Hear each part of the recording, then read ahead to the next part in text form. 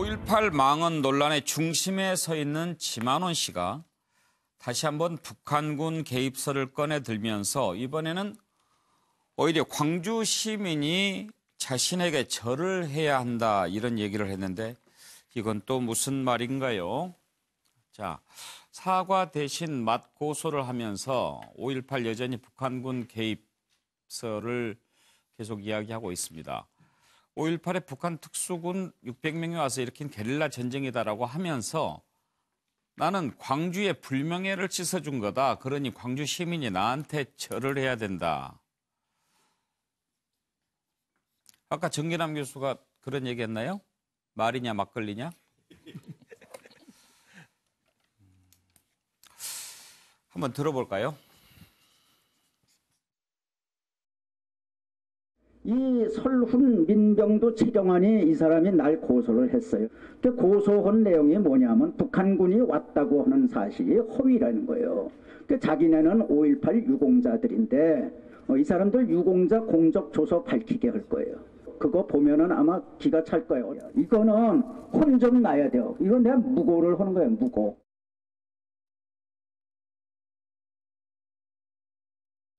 영원한 불명예 들이다. 지만원은 이런 행위를 북한군이 저질렀다고 했다. 그러면 지만원은 광주의 불명예를 씻어준 사람이 아닌가. 광주도 계엄군도 다 같이 북한군의 피해자가 되는 것이 아닌가. 북한군 개입 주장은 광주와 계엄군 모두의 명예를 회복시켜주는 명약이 아닐 수 없다. 광주인들은 어째서 광주의 피해가 반드시 계엄군에 의해 발생했다고 해야 좋아하고 북한에 의해 발생했다고 하면은 사납게 공격하는 것인가. 선전포고도 없이 자행한 북한의 침략 행위를 밝히는 지만원의 노력이 어째서 광주의 불명예가 되는 것인지 불가사의하다. 정태근 의원. 지만원 씨 왜 자꾸 저러는 거예요? 근데 지금 보니까 앞뒤 말이 안 맞아요. 그러니까 그 계엄군에 의해서 피해를 봤다 그러면 좋아하고 북한군에 의해서 했다 그러면 아니냐 이런 식으로 얘기하는데 저 사람이 여태까지 얘기했던 건 뭐냐면 그 광주 운동에 나섰던 항쟁에 나섰던 사람들 중에 간첩이 있다는 거 아니에요? 북한군이 있다는 거 아니에요? 좀 말도 안 되는 얘기를 하고 앉아 있잖아요, 지금요. 근데 차지원 교수 네. 지금 그 40년이 아직 안 됐습니다. 그렇죠. 그때 당시 피해자들이 아직도 살아있는 분들도 그렇죠. 있어요. 네. 그런데 저런 이야기를 지금 이렇게 한단 말이에요. 본인의 그러니까 왜곡된 역사인식을 아마 상당히 사람들이 아마 믿고 따른다고 생각하고 있는 것 같아요. 그래서 제가 지금 썼는데요. 예. 이 알지자, 그러니까 뭘 안다는 거냐. 모든 사람들이 자신의 이야기를 다 듣고 그러니까 자신을 원한다. 자신이 그러니까 뭔가 역사의 진실을 밝혀줄 거라고 원하고 있는 것 같은데 사실은 그렇지 않다는 거죠. 모든 사람들은 이렇게 알아야 된다는 거죠. 모든 사람들은 이 지만원 씨의 말에 대해서 상당히 그러니까 원성을 갖고 지금 지켜본다는 걸 본인만 모르고 있는 것 같아요. 그런데 제가 생각했을 때는 지만원 씨가 사실은 뭐 나름대로는 뭐 이 지금 뭔가 그러니까 이 직업 군인을 하다가 나와서 그다음에 군사 전략이나 이런 부분들에 대해서 상당히 농객으로 활동을 하다가 어느 순간부터 사람이 변질됐다고 하는데 오늘 뭐 보도에 의하면 이 과거 그러니까 이 진보 정권에도 상당히 나름대로 좀 깊숙하게 개입하는 것처럼 본인이 했는데 그때 당시 본인의 그러니까 생각과는 달리 거기에 대한 보상을 제대로 하지 못했다. 그래서 무슨 억할 심정 때문에 이렇게 이야기하는 것으로 지금 이렇게 알려지고 있지만 본인은 뭐 그렇게 생각하지 않잖아요. 본인은 자신의 역사의 진실을 밝히고 있다고 완전히 착각을 하고 있는 것 같은데 문제는 이러한 착각에 대해서 상당히 힘을 실어준 책이 누구냐는 겁니다. 이 지금 북한군 개입과 관련돼서 지난번 5.18 진상조사 특별법을 만들 때 자유한국당의 일부 지금 완전 뭐 징계에 지금 해부되어 있는 그 이정명 의원 같은 경우가 북한군의 개입에 대해서 문제를 밝혀야 된다. 그걸 지금 국회에서 통과하는 단수조항으로 넣었잖아요. 그런 상황으로 보고 또 그게 진상조사위원으로 초창기에 고려됐으니까 지금 자유한국당에서 먼저 떠올렸던 사람이 지만원 씨였다는 거죠. 그러니까 본인은 모든 사람들이 자기를 원한다고 착각할 수밖에 없다. 그런 측면에서 보면 지만원 씨의 책임도 저는 가볍지 않지만 자유한국당이 초창기에 지만원 씨에게 오해와 착각을 심어준 분, 이 부분에 대해서 정치적 책임을 분명히 져야 되지 않을까 생각이 듭니다. 서정욱 변호사는 항상 지만원 씨 얘기할 때마다 그런 말씀하셨죠.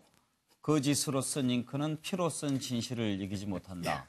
아주 참 명언을 루신이 했다고. 예, 그렇습니다. 그런데 지금 지만원 씨 같은 경우에 저렇게 계속 억지 주장을 해가지고 아직도 살아있는 5.18 유족들 가슴에 피멍이 들게 하고 비수를 꽂는데 왜 이렇게 구속하거나 이렇게 사법 처리를 못하는 거죠? 지금 이게 재판 중이니까요. 예. 선고를 이제 지켜봐야 되고요. 예. 또 이제 처벌에 대해서 탄원서를 많이 내고 있기 때문에 그건 좀 지켜봐야 되고요. 예. 저는 이제 오늘 85년에 모 언론에서 이제 보도됐는데요. 85년에 국방부에서 광주 사태의 실상 이래가지고요. 예. 93쪽짜리 보고서를 냈어요. 예. 그러면 이제 85년이면 전두환 때죠. 그렇죠. 얼마나 이 광주를 왜곡했겠어요. 광주는 이제 폭동이고 뭐 아주 나쁘게 묘사했어요. 근데 그 책에도 이게 600명 개입설이 전혀 없어요. 그 책조차도. 예. 그 책조차도. 근데 거기 보면 하나는 있어요. 뭐 북한 간첩 이창용이라는 분이 서울에서 이게 근거됐는데 유언비어 유포했다. 근데 그것도 나중에 조작이냐 아니냐 논란이 있거든요. 예. 따라서 이 간첩 한 명이 서울에서 그것도 이게 무관한 걸 논란도 있기 때문에 이거밖에 없어요. 그럼 이게 지만은 이분은요 본인만이 안다 그래요. 항상 오늘 인터뷰 보니까 우리나라에 아무도 모르고 그 진술이 자기만이 안다 이렇게 주장하는데 근데 문제는 전두환 대통령이 또 이게 2016년 6월에 신동아에 인터뷰를 했어요. 근데 그때도 600명 이야기를 처음 듣는다. 전두환 또 그랬거든요. 자 그렇다면 전두환보다 지만은 씨가 이게 더 많이 알 수 있어요? 전두환에게 어떻게든 공권력 다 동원해가지고 진압하고 다 당사자인데 얼마나 이게 북한군 게 많이 찾아봤겠어요. 그래도 이게 흔적이 없는 거 아닙니까? 따라서 이게 저는 지만은 씨가 자꾸 주장하는 걸 저도 이제 두 눈 가리고 한번 진짜 한번 보자. 뭐가 이게 있는지 마음을 다 비우고 꼼꼼히 살펴봤어요. 근데 도저히 증거가 없어요. 저는 이게 도저히 북한 개입 증거를 못 찾았습니다. 자꾸 이게 이렇게 주장하는 거는 정말 이게 광주에 대한 모독이고요. 저는 이게 재판에서도 아주 불리하게 놓을 수 있다고 봅니다. 근데 정일환 교수 이제 문제는 저런 말을 계속 하고 다니면 본인은 이미 그 말이 이제 사실인 것처럼 진실인 것처럼 믿는데 같이 이렇게 옆에서 동조하는 사람들도 또 그게 진실인 것처럼 믿게 될 거 아니에요. 뭐 그런 사람 지금 엄청나게 많다는 거 아닙니까? 그러니까요. 심지어 최근에 어떤 유튜브라든가 이런 채널을 통해서 사실상 오히려 뭐랄까 지금 60대 또 70대 또 우리 사회적으로 좀 연륜이 되신 분들은 그 당시의 실상을 다양한 어떤 그 경험을 했고 또 들어서 균형적인 시각을 가지고 있는 반면에 오히려 20대 30대 이런 층에서는 경험해보지도 못했고 듣지도 못했잖아요. 근데 일방적인 어떤 저런 확신에 찬 확증 편향을 보이는 저런 주장들에 대해서 무비판적으로 수용하다 보면 저걸 거의 말 그대로 하나의 어떤 역사적 사실에 준하는 것처럼 인식하는 지금 그런 병폐를 낳고 있는 거죠. 저는 지만원 박사, 지금 뭐 옛날엔 박사라고 그랬습니다. 저는 개인적으로 지만원 박사 잘 압니다. 예. 제가 과거에 우리 차재원 우리 교수님도 얘기하셨습니다만 90년대 후반에 DJ 정권 때라든지 소장 군사학자로서 상당한 어떤 전문가 예. 역할을 했죠. 이른바 군대 시스템화라든지 네. 이런 데 대해서 상당히 식견을 가지고 있었고. 군사평론 쪽에 그렇습니다. 예, 일각이 근데 있죠. 이게 어느 날 이게 변하게 되는데 저는 어찌 보면 두 가지로 좀 보이고 싶은데요. 하나는 저는 약간의 과대망상이 있다라는 겁니다. 저는 아마도 좀 전에 서정욱 변호사도 얘기했었습니다만 1985년도에 전두환 정권 당시에 소위 이른바 광주 사태 실상이라고 하는 문건이 최근에 발견됐단 말이에요. 거기에서조차 이른바 북한군 개입설은 전혀 언급되고 있지 않아요. 다양한 어떤 그 왜곡된 증언과 이걸로 다 범벅이 돼 있음에도 불구하고 그런 걸 볼 때 뭔가 지금 지만원 박사가 어느 계기가 있었습니다만 저는 그게 또 좀 이따 다시 한번 얘기하겠습니다만 오히려 전두환 정권도 못한 일을 내가 하고 있다. 예. 뭐 전두환 정권조차 못한 일을 내가 하고 있다. 이런 좀 과대망상이 있는 거 아니냐. 저는 이런 생각이 들고요. 두 번째 어떻게 보면 좀 기술적인 문제입니다만 제가 법률 전문가한테 서정욱 변호사에게 여쭤보고 싶을 정도인데 지금 2년 10개월째 이른바 2016년 4월에 기소가 됐다는 거 아닙니까? 북한군 개입 혐의 관련해서 명예훼손으로. 자, 근데 이게 계속 지금 병합이에요. 또 고소하면 그 사건을 다시 병합하고.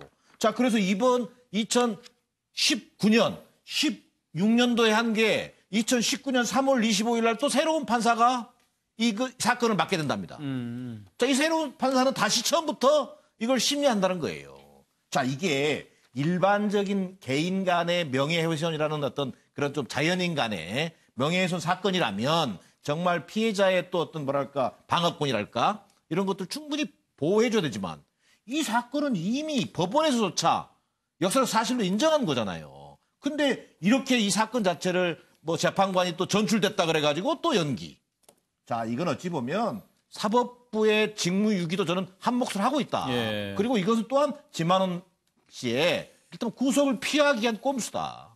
자, 계속 맞고사는 겁니다. 서준혁 변호사, 지금 법원에서는 워낙 말도 안 되는 사실이기 때문에 가치가 없다 이렇게 보는 겁니까? 아니고 이게 그 4건이나 지금 이게 예. 병합이 돼가지고 계속 병합돼서 4건을 이게 심리하고 있는데요. 저는 이제 우리 정기남 교수 말처럼 법원이 문제예요. 우리가 이제 법의 교훈, 법원 속담 중 이런 말이 있어요. 지체된 정의는 정의가 아니다. 예. 이 말은 이제 신속한 수사나 재판도 필요한 거예요. 따라서 이 법원이 너무 저렇게 끌고 있는 거는 저는 이제 그 직무유기에 가까운 네. 지체된 정의로 보는 거예요. 예. 김현성 교수 너무 흥분하지 마시고 순엄하게. 아유, 사실 이 뉴스를 통해서 또 지만원 씨의 생각이 더 전달되는 게 아닌가 하는 노파심이 있긴 하지만요. 분명히 좀 짚고 넘어갈 부분이 있어서요. 저는 이제 이 문제는 이렇게 생각합니다. 한국 사회를 휘둘르고 있는 극우 국가주의가 키운 좀비다. 좀비 같다라는 생각이 너무 드는데요. 여러분들 기억하실지 모르지만 지금 5.18 망언 문제를 가장 보도를 않고 있는 종편이 한 군데 있습니다. 그 종편이 2013년 박근혜 정부 때 북한군 이렇게 특수부대원이라고 해서 5.18에 북한군 개입설을 얘기를 했습니다. 사실 그게 진원지였다고 좀 볼 수 있다고 보는데요. 예. 저는 그 이후에 그 저 종편 까마귀 소리는 다른 방송사는 언급하지 말라는 신호입니다. 네, 근데 정확한 정보를 드려야 할 것 같아서 왜 제가 좀비라고 하는지에 대해서 그래도 말씀드릴 필요가 예, 있어서요. 직접은 언급하지 아무튼 마시고. 그 종편은 방통위로부터 경고도 받고 굉장히 박근혜 정부 때인데도 불구하고 그랬습니다. 그 이후로 진상조사 특별법이 만들어지고 그 가운데 또 얼마나 박근혜 정부가 북한군 개입을 조사위원회에서 이걸 받아주지 않으면 조사위원회 하지 않겠다라고 해서 또 그 북한군 개입 여부를 밝히자 해서 거기에 법에 넣습니다. 그리고 다시 한번 또 김진태 후보가 당대표에 출마하면서 아까도 말씀드렸듯이 박근혜 농장에서 벗어나기 위해서 이걸 또 활용합니다. 정말 좀비 같다라는 생각이 들고요. 정말 그 지만원 씨 같은 분에게 꼭 하고 싶은 말은 이분이 북한군 개입과 관련돼서 유일하게 증거로 내미는 게 뭔지 아십니까, 여러분? 과학적 인상을 판독한다고 해서 사진을 보고 그 사진에 있는 사진과 북한 사람을 비교하는 겁니다. 그래서 황장엽 씨도 광주에 내려왔고 얼마 전에 우리 남북의 협상 파트너들 이성건 씨도 위원장도 광주에 내려왔고 어떤 사람은 탈북자인데 1980년에 7, 8살이었답니다. 근데 그 사람이 내려왔다. 예, 그 부분은 이제 나는 다 뭐 이런 아는 식의 얘기니까 그 증거를 정도만. 얘기하는 겁니다. 예. 그러니까 얼토당토하는 얘기를 과학적 증거라고 얘기하고 있습니다. 오늘 여러분, 흥분 안 해서 제가 한 굉장히 30초 더 드렸어요. 저 됐어요. 자세히 보세요. 예. 제가 박도원 닮았다고 그러거든요. 딱 지만원 씨가 저를 각도원이라고 하는 거하고 비슷한 겁니다. 누구 예를 들면. 닮았다고요? 예, 곽도원 에이, 씨라고. 예, 죄송합니다. 내가 보기엔 브래드 피트 닮았는데 누가 그렇게 얘기를 했을까요? 그런 식입니다. 예. 지만원 씨 얘기가. 자, 고영신 교수님 정리해 주십시오. 왜 지만원 씨가 북한군 개입설이라는 망언을 계속할까? 예, 아무리 생각해도 저분이 뭐 어떤 왜곡된 역사관을 갖고 있는지 또 북한군 개입설에 대한 어떤 잘못된 확증 편향을 갖고 있는지는 모르지만 저걸 가지고 장사를 하는 거 아니냐. 우리 속된 말로 장사가 되는 네, 거예요. 장사가. 네. 우리 사회에서는 어떻게 됐든 그 극우 포퓰리즘이랄까 또 극우 세력들이 있기 때문에 그 사람들한테 영합함으로써 자기 존재 가치 또 뭐 자기의 어떤 생존이랄까 그런 예. 것을 얻는 그런 한 방편이 되는 거 아닌가 보여지고 또 그런 과격 발언을 계속 함으로 해서 언론에서도 보도를 해줘요. 저는 사실 이런 거 계속 무시해야 한다고 보는데 아까 뭐 법 얘기도 나왔지만 이미 개입설은 사법적, 역사적 다 판단을 받은 거예요. 다만 명예훼손 문제. 예. 자꾸 이거를 명예훼손을 하니까 그게 병합해서 계속 과격 발언을 해갖고 그걸 또 논란을 시키고 언론에 보도되고 그러면서 자기 존재 가치를 얻고 거기에서 또 아마 내가 모르기는 하지만 경제적 어떤 이득도 얻을 수 있을 겁니다. 그래서 장사를 계속 하는 거 아닌가 그렇게 예. 보여지는데 어쨌든 지만원 씨 같은 저런 분들이 우리 사회에서 더 이상 발붙이지 못하도록 좀 시민사회가 좀 더 네. 깨어있어 맞습니다. 좀 해야 할 것 예. 같아요. 예. 뭔가. 오늘 용인대 최창렬 교수와 이런 칼럼을 썼던데요. 5.18을 조롱하고 사실을 날조 왜곡하며 역사의 반동을 일삼는 자, 이런 자는 민주주의의 적이다. 여러분은 어떻게 생각하십니까?